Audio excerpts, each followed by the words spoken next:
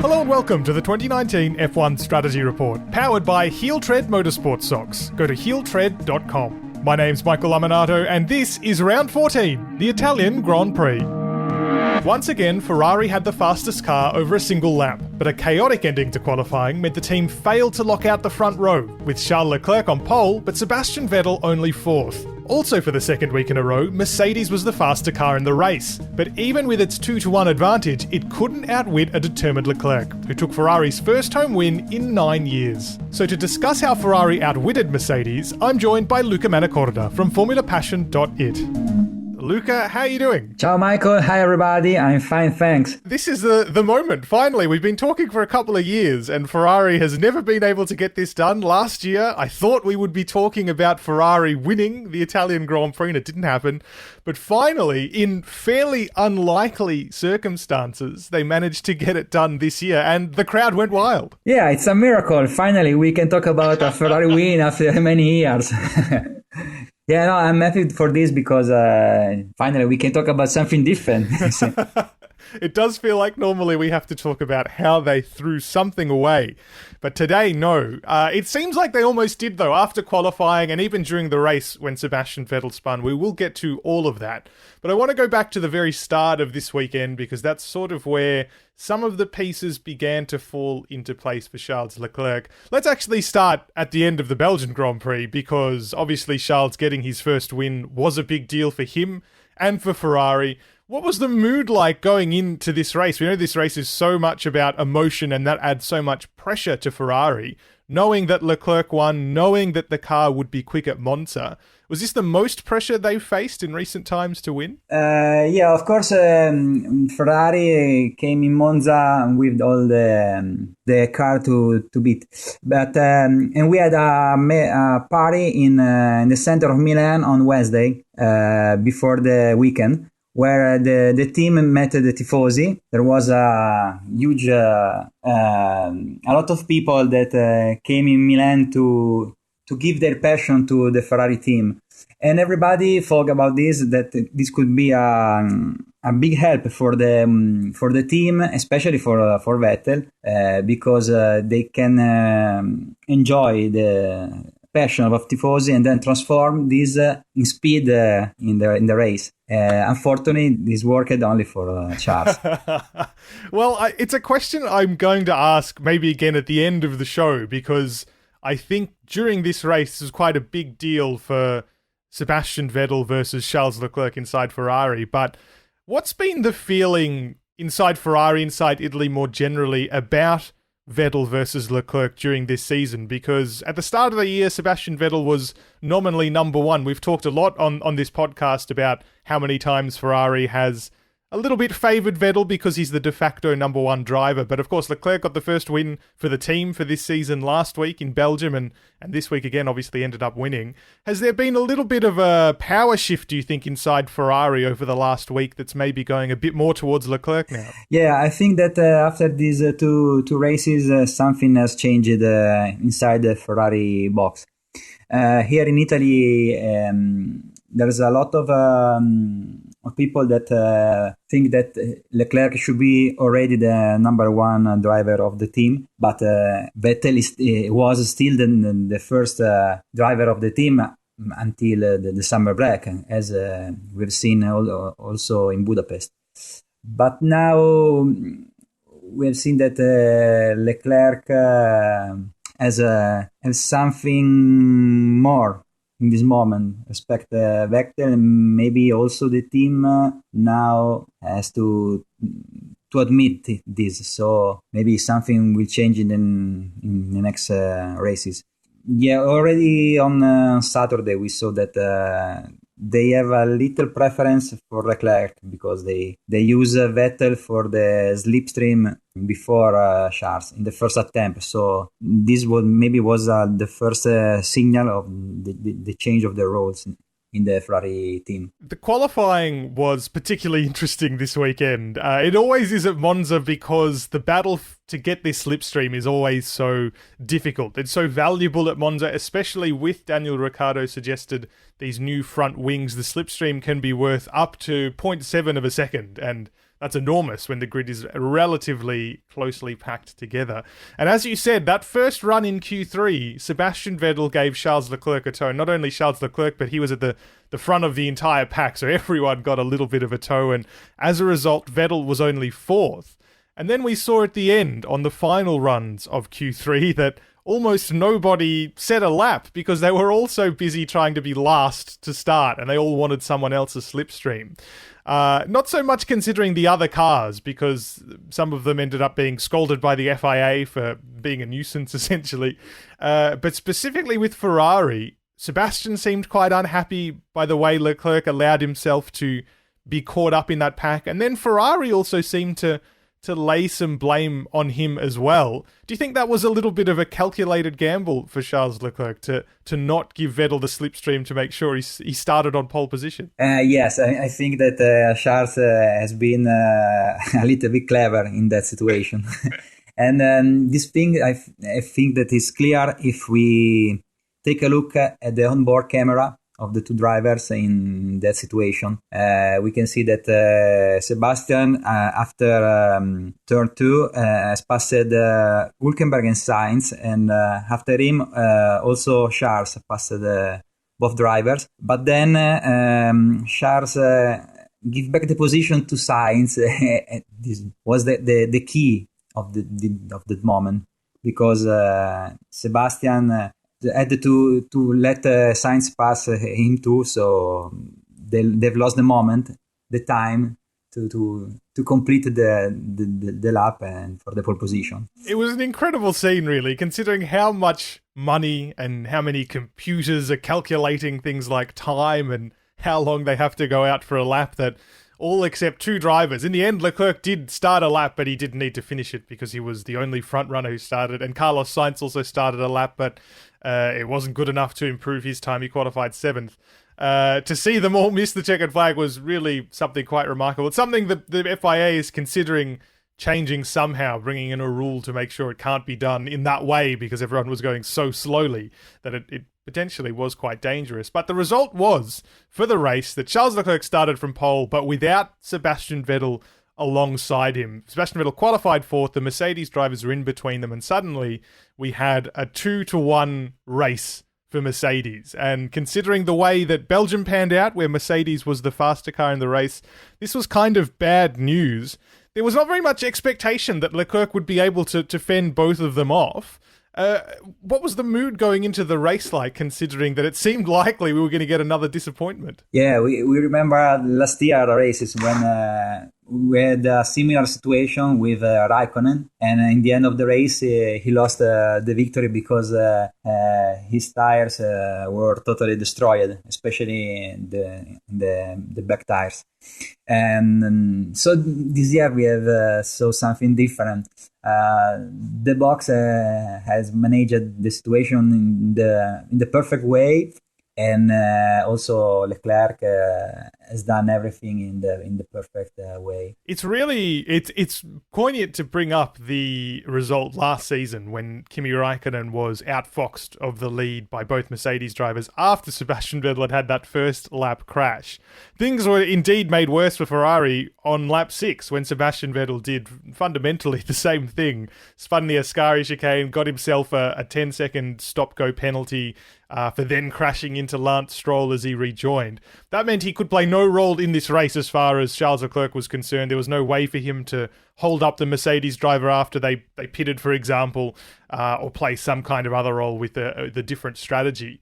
Before we get into exactly how Charles Leclerc managed to hold off the Mercedes, though, I do want to talk a bit about Sebastian Vettel, because it's been more than a year now since he last won a race. We've already talked about the potential power shift inside Ferrari, but about Sebastian Vettel specifically, what do you think has changed in him in the last year, given that he can't seem to cope in these pressure moments? Do you think there was still anger from Saturday in qualifying playing on his mind, or why is it that he seems to, at these key moments, end up facing in the wrong direction so often? I don't think that it depends of what happened in the qualifying, but it's a situation that it's more generic, and we can see that every time Sebastian is in the battle, and the Sunday before the span, he was near Mercedes, near Bottas. So there's something in his mind that doesn't work right. Unfortunately, now we have too many cases for saying this. So I think that this is the sadly true now. Do you think this is going to ultimately make us reflect differently on his legacy in Formula One? Is he arrived at Ferrari with 4 world championships from Red Bull Racing, and everyone assumed he was going to be the man that would be the next Ferrari champion. Maybe he still will be, we don't know, but at this point in time, you'd say that that's less likely than it used to be.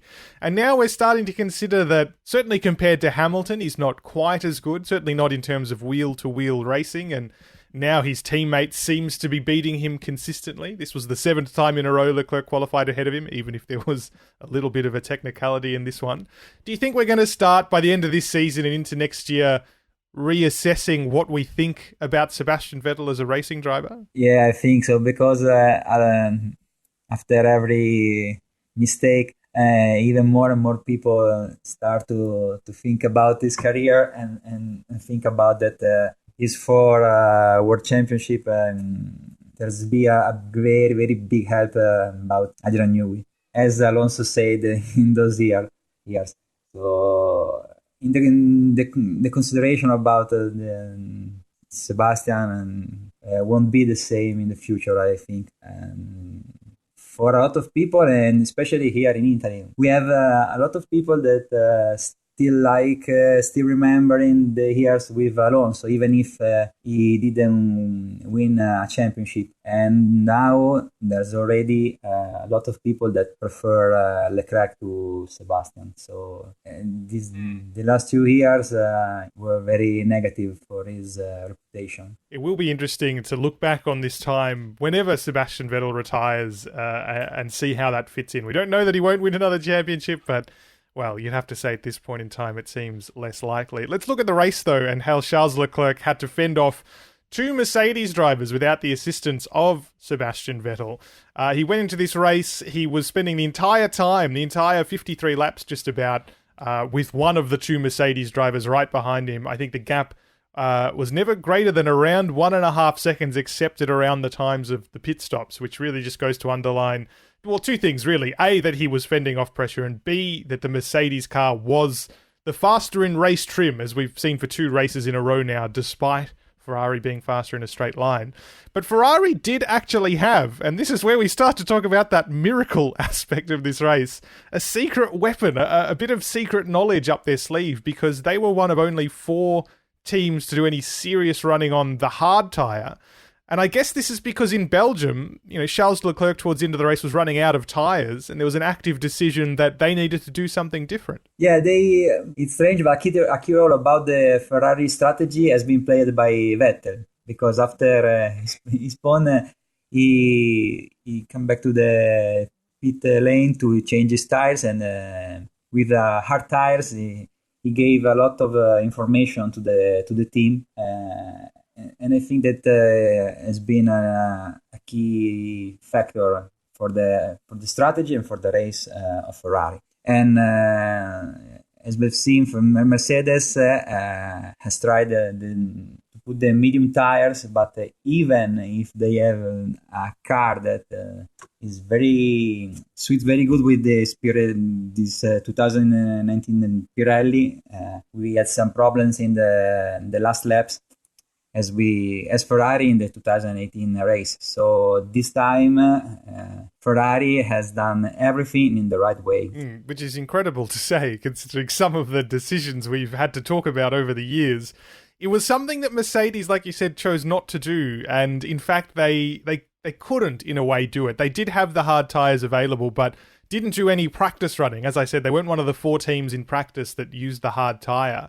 And they were also caught a little bit unexpected, because the key moment of this race was always going to be that first pit stop, wasn't it? Because in Belgium, the timing of that stop is what meant Hamilton couldn't catch Charles Leclerc. And we saw it again, didn't we? From lap 16, Mercedes mechanics in the pit lane, they were really trying to push Ferrari to stop early again. Yeah. But I think that Ferrari knows that they had a little advantage on the single lap to evade the undercut. So they've been not scared when the Mercedes mechanics went on the pit lane. And we saw in the end that Mercedes, unable to trick Ferrari into stopping earlier than they wanted, they ended up pulling that undercut. Like you said, Ferrari responded one lap later. Hamilton stopped on lap 19 for mediums, Leclerc on lap 20 for hards. It was a little bit of a quicker in-lap, a quicker pit stop as well, something Ferrari's been doing quite well in the last two races, and that's helped them out enormously to score those two wins. But it was still a little bit of a risk, wasn't it? Because the hard tyre, while it lasted longer, and on the Ferrari car practice suggested was pretty much the same as the medium tyre in terms of pace, as well as Sebastian Vettel suggested that as well when he switched to them on lap 6.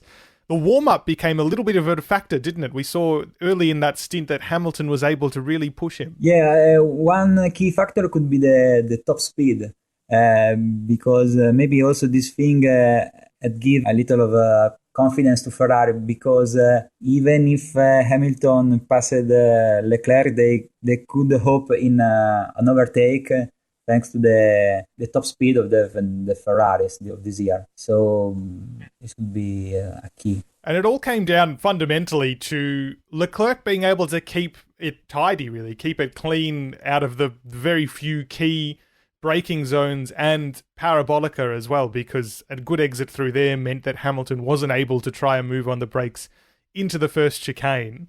But we did see how close a margin it was, didn't we? There were a couple of times where Hamilton got close. Of course, there was then that famous push, let's say, if we can call it that, or Leclerc running Hamilton off the road into the second chicane. This has become pretty controversial, hasn't it? Because if you're a Mercedes fan, if you're a Lewis Hamilton fan, this was the moment maybe that he should have been able to pass Leclerc. Leclerc was shown a black and white flag. What was your take on that move? Yeah, that was a very, very hot moment. And I don't know if the truth is what Toto Wolff said after the race. So the steward didn't want to have a replay of Canada because this could be dangerous for them, for Formula One, because the race was in Italy. We know that the stewards have changed the rules, the way they judged these episodes after that race, and I think they've taken the right choice in this case, because it was at the limit. But if we want to see a race and drivers fight each other, this is the good way, the right way to judge this situation. And it was quite clever from Leclerc as well, because if we want to talk about the personal tactics, the personal strategy of this race, after on Saturday, he'd made a calculated decision to ignore essentially team orders to tow Sebastian Vettel in Q3. Here again, he was making a calculated decision knowing that he would, at worst, probably get the black and white flag, which was a warning, essentially like a yellow card. That's the analogy they're using, like a yellow card in football.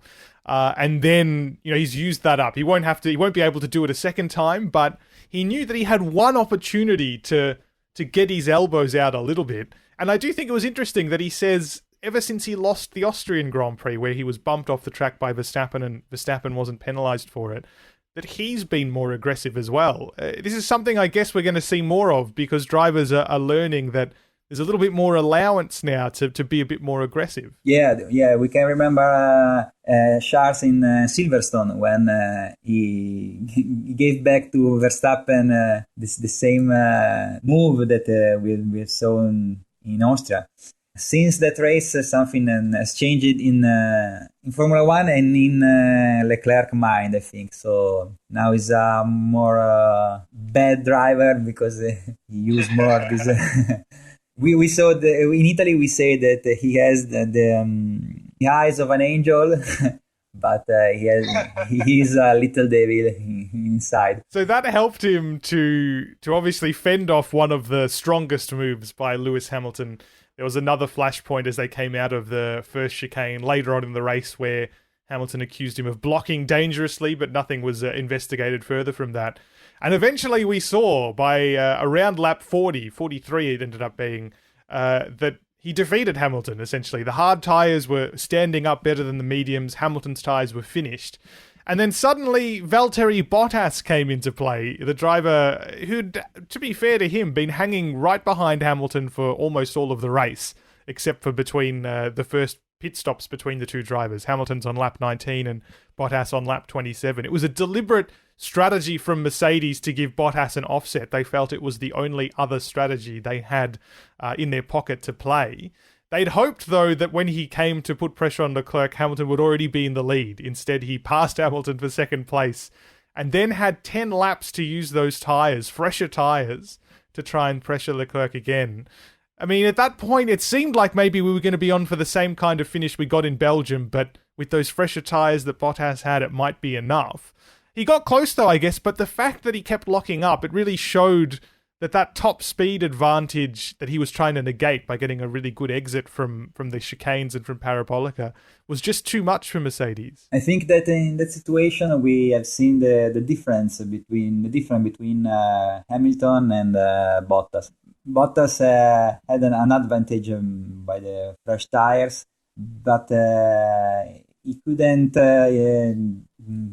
do a real attack to Leclerc. Instead, that Lewis has been always behind Charles until his tires were good. So this is the typical situation where we saw the difference between a 5-time world champion like Lewis and a good driver like Valtteri. And so after those 10 laps expired, Charles Leclerc was free to take that checkered flag from Bottas, who finished second, and Lewis Hamilton third with the fastest lap after stopping for new soft tyres, a pretty standard strategy we see in every race now. Whoever's last in the front runners gets to try for the fastest lap. Let's have a little bit look down the rest of the field, because there are a couple of interesting moments in this Grand Prix.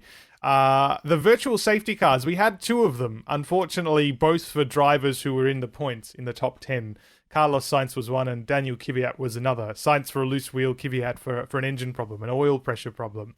But this had some decisive impact on the race for one driver in particular. Let's start with Sergio Perez.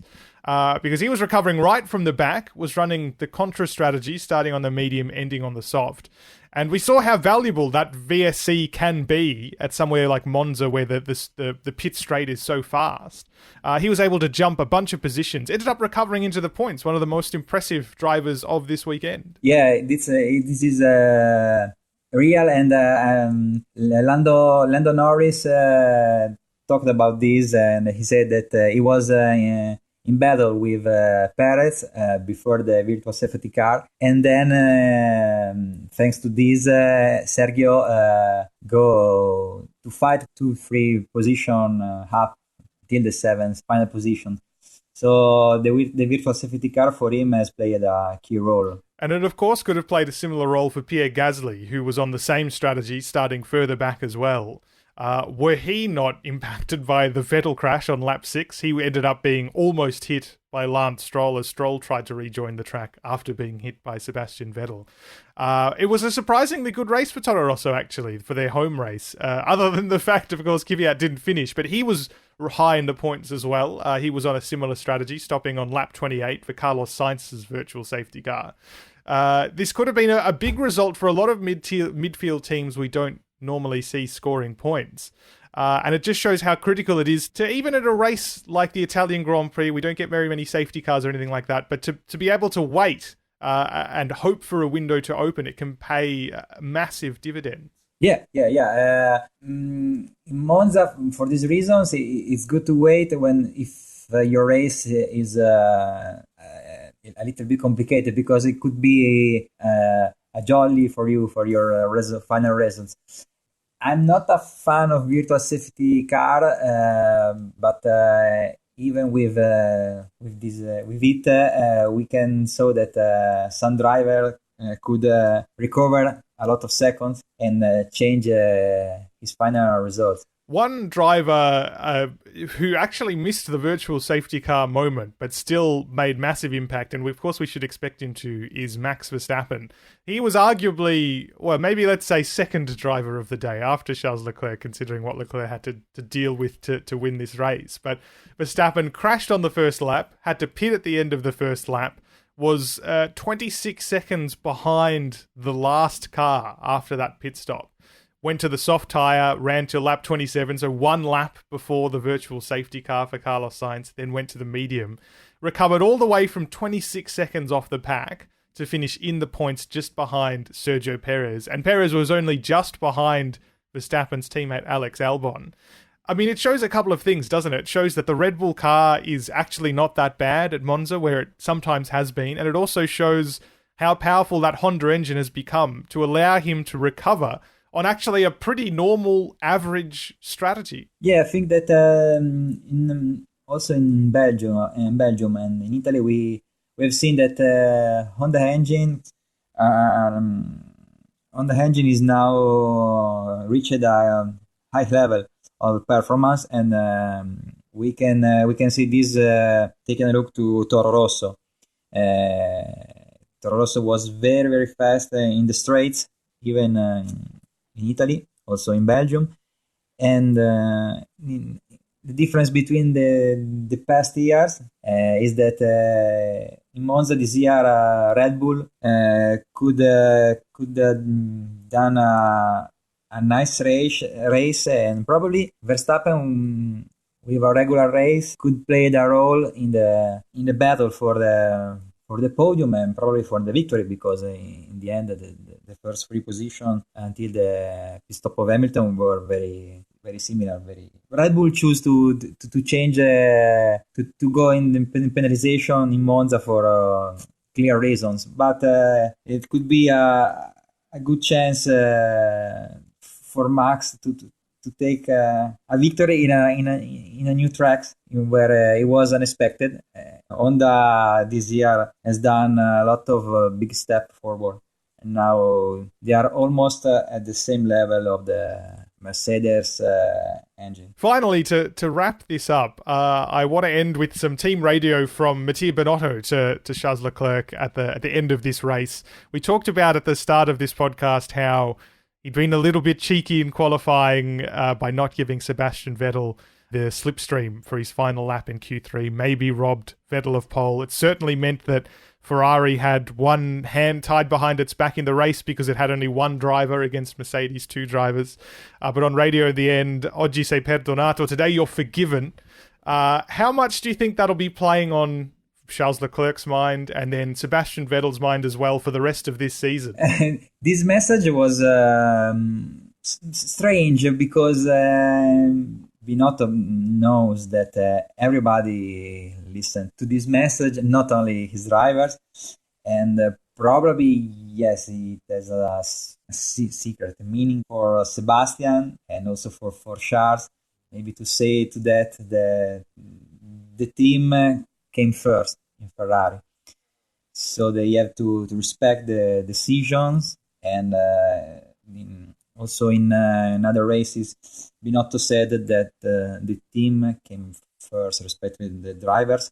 So probably it was a way to say again this thing to his driver, but in a way that everybody could listen. It was an interesting ending to a race, and I'm so happy that finally we've been able to talk about Ferrari doing something right at the Italian Grand Prix. It's nice to reach this point, to see a popular victory and quite a meaningful one, I think, as well for Ferrari going into the future races of this season and probably next season, I think. And Luca, a pleasure as always to have you on this podcast. Thank you, Michael. It's always a pleasure for me. That was Luca Manacorda from FormulaPassion.it. The strategy report is powered by Heel Tread Motorsport Socks. Go to heeltread.com and check out their range of designs inspired by iconic cars. If you want more Strategy Report, you can get every episode by subscribing on Google and Apple Podcasts, Spotify, and on your favourite podcast app, plus all of your socials. And if you like what you've heard, we'd love it if you could give us a rating and a review to help other F1 fans find the show. The Strategy Report is a Beer Mogul podcast, and if you're looking for an alternative take on the Italian Grand Prix, have a search for Box of Neutrals in your podcast app of choice for a discussion of whether Sebastian Vettel or the F1 TV director had a worse race at Monza. My name's Michael Lamonato. Look me up at Michael Lamonato on Twitter, and I'll catch you in 2 weeks' time for the Singapore Grand Prix.